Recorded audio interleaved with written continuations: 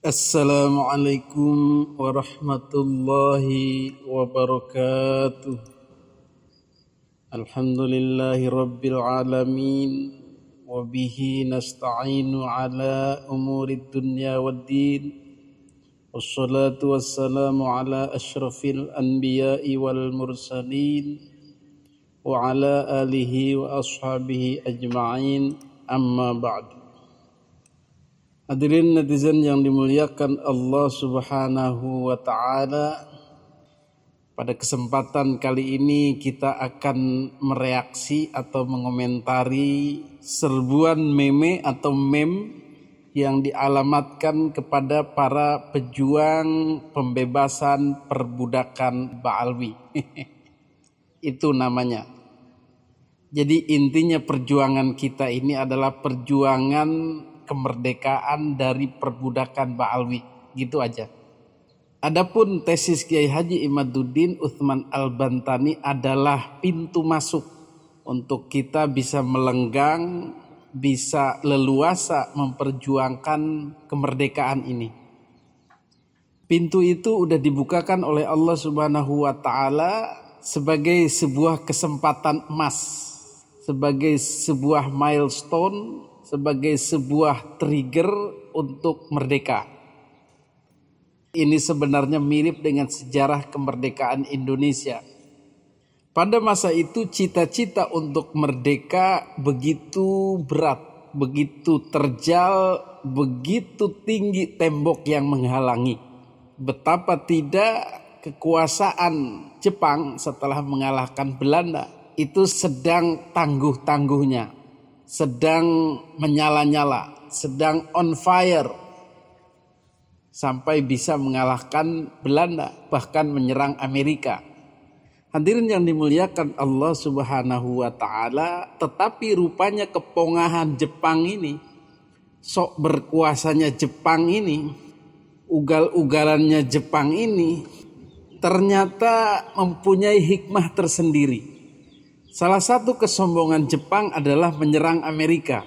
Mereka menyerang Pearl Harbor, membabi buta, dan pada akhirnya membangunkan macan tidur Amerika yang sebenarnya tidak mau ikut-ikutan.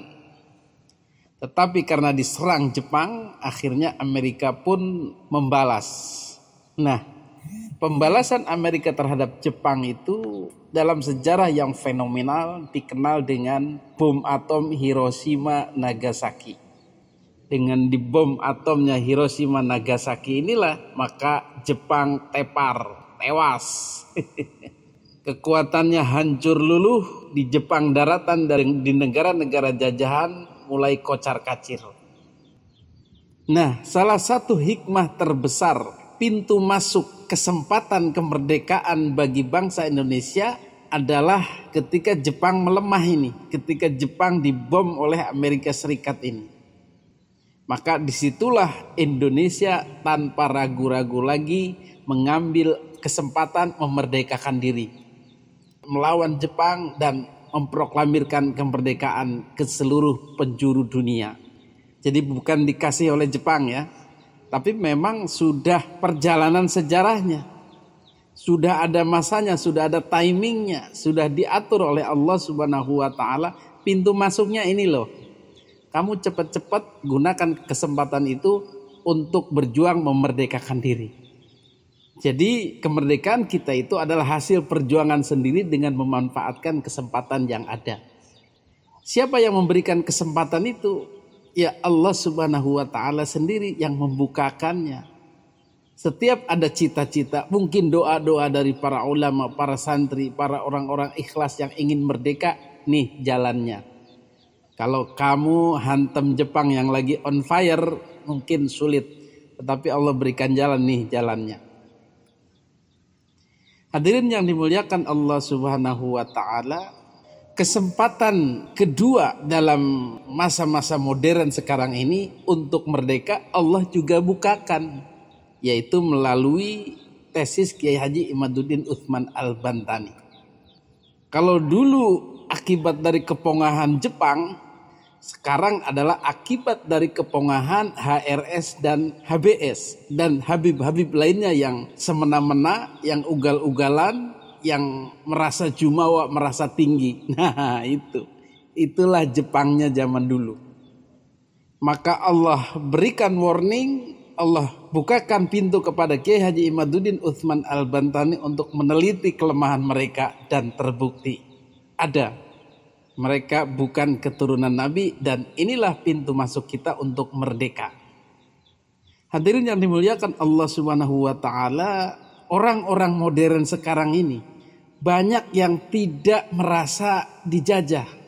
Banyak yang tidak merasa kehidupannya diatur oleh Ba'alwi. Banyak yang enjoy saja. Kenapa? Karena mereka bersinergi, karena mereka memakan daripada harta-harta Ba'alwi, karena mereka merasa hidup mengambil keuntungan daripada Ba'alwi.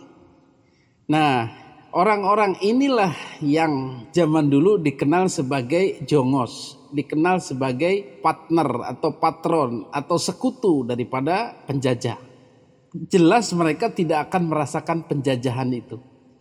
Tetapi orang-orang kita yang waspada, yang masih berpegang teguh pada prinsip persamaan, prinsip tidak ada kasta, maka kita sangat merasakan betul ada perbedaan-perbedaan ini, ada perbudakan-perbudakan spiritual ini, ada penyembahan-penyembahan ini, ada pengkultusan-pengkultusan ini, ada khidmat, ada kualat, ada pengkhususan. Ini semua adalah penjajahan spiritual. Maka orang-orang yang sadar, yang memahami dengan adanya pintu masuk ini, mereka merasa gembira dan bersama-sama berjuang memerdekakan diri. Betul? Hadirin yang dimuliakan Allah Subhanahu wa taala. Tetapi ternyata perjuangan kita memerdekakan pribumi Nusantara dari perbudakan spiritual ini ternyata dipandang sebagai upaya mengambil nasab atau begal nasab. Masya Allah.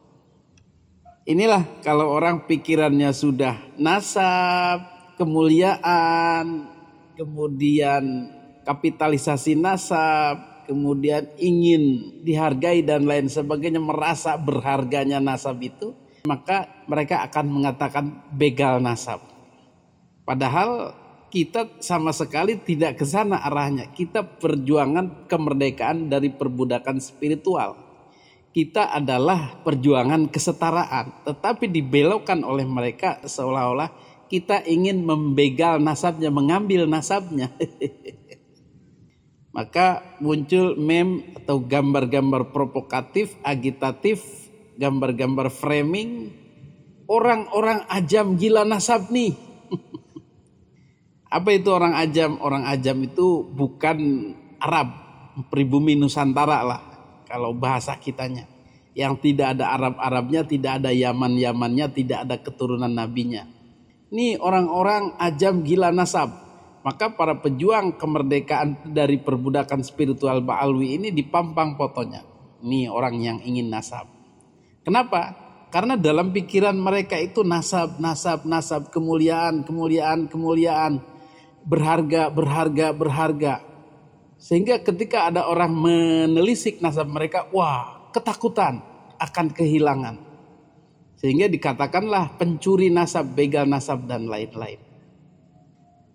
Hadirin yang dimuliakan Allah Subhanahu wa taala, untuk menjawab ini marilah kita berkaca kepada sejarah. Sejarah yang menjawabnya. Bagaimana? Wali Songo dan keturunannya Trah Wali Songo dari dulu sebetulnya adalah keturunan atau ada garis keturunan daripada Kangjeng Nabi Muhammad Sallallahu Alaihi Wasallam. Tanpa polemik nasab ini pun mereka sudah tersambung. Tanpa Kiai Haji Imaduddin Utsman Al-Bantani pun mereka tetap tersambung. Loh, kok saya baru tahu? Kok nggak ada berita-berita seperti itu? Kata Ba'alwi mereka bukan keturunan Nabi. Nah ini, orang-orang Trah Wali Songo dan para Wali Songo pun itu tidak pernah berkoar-koar, tidak pernah mengabar-ngabarkan kepada masyarakat kepada umat bahwa kami ini ada darah nabinya, ada keturunan kepada Kangjeng Nabi Muhammad Shallallahu Alaihi Wasallam. Tidak pernah. Kenapa? Karena menjaga efek daripada pemujaan tadi, daripada pengkultusan tadi, daripada penyembahan tadi itu. Karena orang-orang kita begitu ada keturunan daripada orang-orang besar, orang-orang mulia, maka mereka akan berbondong-bondong mengalap berkah, mengambil berkah, menyembah, mencium kaki dan lain-lain. Itu dihindari oleh para wali songo dan terah-terahnya sampai sekarang. Sehingga masalah nasab ini bukan lagi barang berharga, bukan lagi yang diinginkan, apalagi membegal dari orang. Bukan begitu. Tidak ada harganya. Bahkan tadi itu diumpetin, disimpan rapat-rapat. Tidak dipakai-pakai untuk urusan dunia. Tidak dipakai untuk urusan popularitas. Merekrut jamaah sebanyak-banyaknya. Menggunakannya untuk keperluan pendanaan, dawir-dawir dan lain sebagainya. Tidak. Jadi salah total istilah begal nasab itu untuk siapa? Begal itu sangat butuh sehingga merampas dari orang. Tetapi kami para pejuang pembebasan dari perbudakan Ba'alwi ini, itu sama sekali tidak butuh nasab itu. Tetapi kenapa kami mengotak-ngatik nasab Ba'alwi? Karena mereka mempergunakannya itu secara tidak benar. Berkebalikan dengan prinsip Wali Songo dan Trah Wali Songo. Kita nutup-nutupin rapat-rapat, kita tidak berkoar-koar, kita tidak menggunakannya untuk popularitas, kita tidak menggunakannya untuk memperbanyak jamaah, kita tidak menggunakannya untuk memperlancar dakwah, kita tidak menggunakannya untuk pengkultusan, penyembahan, menggunakannya untuk kualat dan lain-lain. Ternyata mereka sebaliknya menggunakan semua itu. Tentu saja kita marah. Tidak boleh seperti itu, maka kita stop. Walaupun misalnya benar cucu Nabi, tidak boleh begitu juga. Apalagi ini tidak benar, sudah ada penelitiannya. Hadirin yang dimuliakan Allah Subhanahu wa taala, maka istilah begal nasab itu diciptakan oleh orang yang tidak memahami Trah Wali Songo, tidak memahami kejiwaannya Wali Songo dan prinsip-prinsip Wali Songo dan Trah Wali Songo dalam memperlakukan kedudukannya sebagai bersambung kepada Kangjeng Nabi Muhammad Shallallahu Alaihi Wasallam. Hadirin yang dimuliakan Allah Subhanahu Wa Taala, tak luput dari framingan ini, dari serangan-serangan meme ini adalah juga melanda Bang Haji Rhoma Irama. Ini ada meme ketika berdialog dengan Ani. Ani, mulai saat ini panggil aku Sayyid. Tidak, Rhoma. Aku sudah dinobatkan oleh Kang Imad CS menjadi seorang Sayyid. Istighfar Rhoma, kamu sudah tua, jangan haus pengakuan. Haus pengakuan, haus menjadi Habib, haus menjadi cucu Nabi, haus menjadi orang terkenal karena nasab, haus dihormati karena nasab, haus dihormati karena ingin mendawir. Itu kan bicara kepada diri mereka sendiri. Itu yang mereka alami kemudian dituangkan dalam meme-nya. Seolah-olah di luar mereka seperti itu. Jadi ini bahasa-bahasa psikologi mereka yang dituangkan sebenarnya. Jadi orang-orang itu menurut pandangan mereka ingin seperti mereka. Ingin mulia, ingin mendawir, ingin mengkapitalisasi, ingin dipuja-puja, ingin dihormati, ingin ayat ini, hadis ini buat mereka. Mendapatkan privilege yang spesial dari umat. Kemudian dituangkan dalam dialog-dialog di meme itu. Hadirin yang dimuliakan Allah Subhanahu wa taala, bagaimana Haji Rhoma Irama dalam kesehariannya? Beliau dari dulu sebenarnya itu sudah ada berketurunan kepada Trah Wali Songo. Tetapi beliau tidak pernah membukanya. Tidak pernah mengatakannya, tidak pernah berkoar-koar, tidak pernah ingin dipuja karena berketurunan kepada Wali Songo dan kepada Kangjeng Nabi Muhammad Shallallahu Alaihi Wasallam. Boleh dicek, adakah pernyataan dari Bang Haji Rhoma Irama seperti itu? Adakah upaya-upaya untuk diakui oleh masyarakat sebagai keturunan Trah Wali Songo, tidak ada. Bahkan sebagian besar orang sekarang tidak percaya, dan itu tidak ada masalah bagi Bang Haji. Dan para pejuang kemerdekaan dari perbudakan spiritual Ba'alawi semuanya pun tidak ada yang ingin memanfaatkan itu. Maka Bang Haji Roma Irama dan Kiai Haji Imaduddin, kemudian para Trah Wali Songo lainnya tidak akan pernah menggunakan nasab itu sebagaimana Ba'alwi menggunakannya sekarang. Justru mereka mengingatkan, hilangkan itu. Kita kembali menjadi manusia yang setara, menjadi manusia yang sama derajatnya, manusia Indonesia yang sama derajatnya, bersama-sama membangun, tidak ada kemuliaan yang satu di atas kemuliaan yang lain kecuali takwanya. Begitulah kira-kira apa yang bisa dijelaskan dari psikologi Ba'alwi ini yang digambarkan dalam mem-mem yang mereka sebar. Hadanallahu wa iyyakum ajmain. Billahi taufiq wal hidayah. Wassalamualaikum warahmatullahi wabarakatuh.